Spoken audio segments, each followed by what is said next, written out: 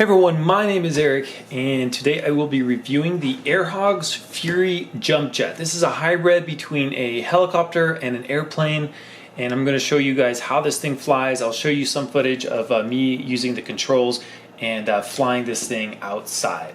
Alright, let's get into it. If you guys do like this one, I included a link in the description below where you can pick one up at the best price. And if you do have any questions, please leave them in the comments below, and I'll try to get back to everyone. Okay, so first let's turn this on. You'll notice right away when you turn it on, it will go in its takeoff position. You can see its wings like this. This is how it actually takes off, just like a helicopter. And then when you're in flight, you're going to press this transition button, and the wings are going to go forward, and it's going to fly like an airplane, kind of. Now there are a few things that I really didn't like about this, and I'll get into that. But you know, it is a fun little VTOL or vertical takeoff and landing airplane, much like the Osprey. Okay, so first off, when it's hovering, you do not get any forward or reverse control. You do get to turn the nose, and that's about it.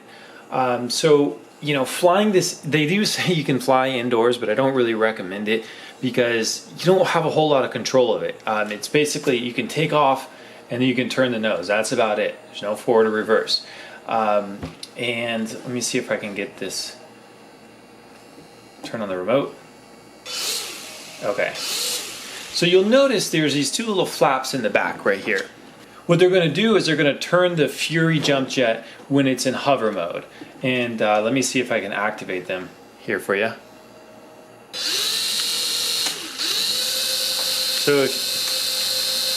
So what that'll do is when this one flips up, it's going to create some drag. And that drag is going to pull this wing down, which is going to turn it. Now, the size of the wing is pretty big, as you can see. So when you're flying this thing outdoors, it does not like to fly in much of a breeze at all. If you want to get the best experience flying this thing, you really have to fly it in pretty much no wind. And that was one of my problems with it. You know, trying to take this thing off with a breeze, it immediately just gets pushed back, and you're like, oh my gosh, this thing just starts taking off. Now you can activate flight mode and you can get it back to you, but when you try to land it again, it's like you're landing like this. So this thing is kind of easy to fly. You know, you don't have, it's not a 4-channel, it's just basically your 2-channel. Your steering is just done by changing the speed of the motors. And then if you want to go up, you're basically going to apply more throttle. If you want to go down, you just let the throttle down, it's going to go down. That's the only way that you can adjust the altitude. Now when you're turning this thing in airplane mode, it does lose altitude. Basically that's because one motor is going to kind of shut down and the other one's doing all the work. It is kind of a slower, it's on the slower side, so if you are going to fly in a little bit of a breeze, it's not going to be able to battle much more than about 5 miles per hour, because really this thing only flies maybe about 10 miles per hour. I'm going to go ahead and activate the flight mode. So when you do that, you can't, when you activate it in without the motors, it's not going to do anything. You actually have to have the motors going, and then I'll go ahead and press down the button. So I'll show you. So that's that. And you press it again, and it levels out.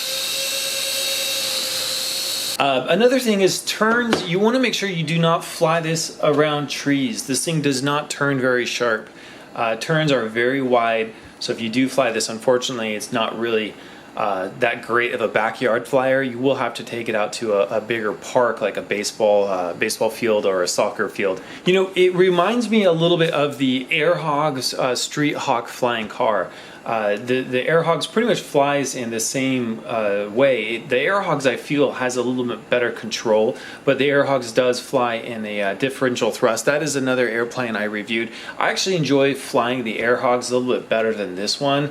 If you guys do want to check that out, I included a link in the description below. It lasts longer too. When you're in airplane mode, your flight time is really going to be kind of short, maybe about 5 minutes. It will last a little bit longer in helicopter mode, but then again, in helicopter mode, you can't fly forward or reverse. You're just kind of hovering around, and if there's any bit of a breeze, this thing's going to take off. And the last thing, the charging unfortunately can only be done through the control.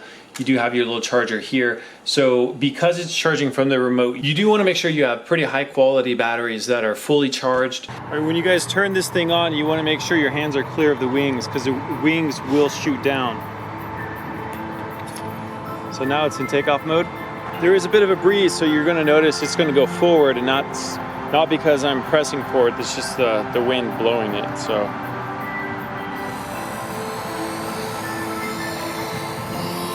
there it goes. I'm going to have to quickly put it in flight mode to avoid that tree. Woo! That was a close one. That was a close one. All right, here we go. I'm gonna keep it close to us so you can actually see it. Notice how wide the turns are on this thing. That's why you can't really fly it in a small park. You have to have some open space. So I'm gonna do as tight of a turn as I can. It's a full turn. And remember, when you turn, you will lose altitude. So just don't turn too close to the ground. So it's flying pretty good. There's a bit of a breeze. You just have to be careful when taking off and landing. Oh, can I recover? Nope.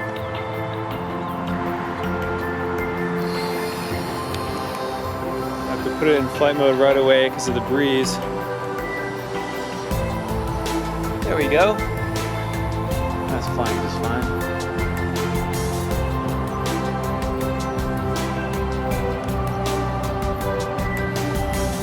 A little nosedive.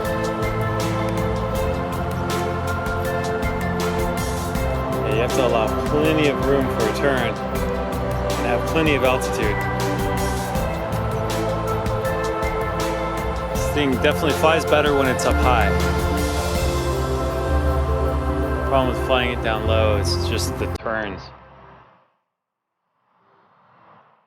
So let's see how this thing glides. Oh. See that wide turn? I just can't make it. Okay. So let's let it climb. Just lost reception there for a second. It's because I was behind the camera girl.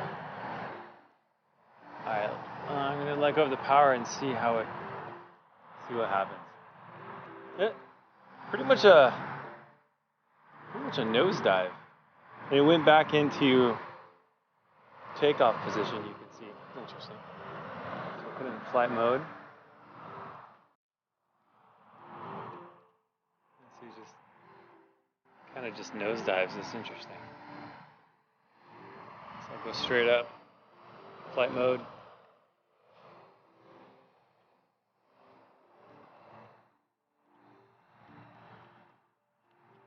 And so let it slowly glide down.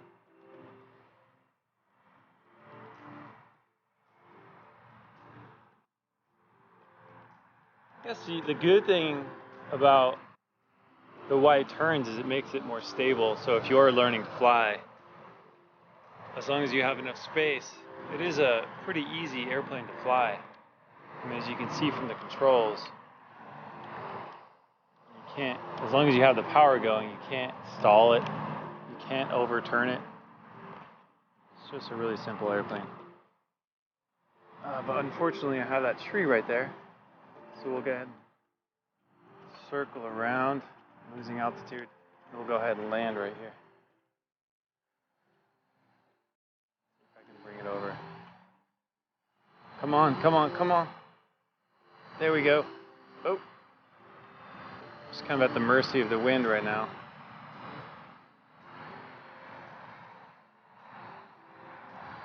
And can we land it? Boom. Almost perfect.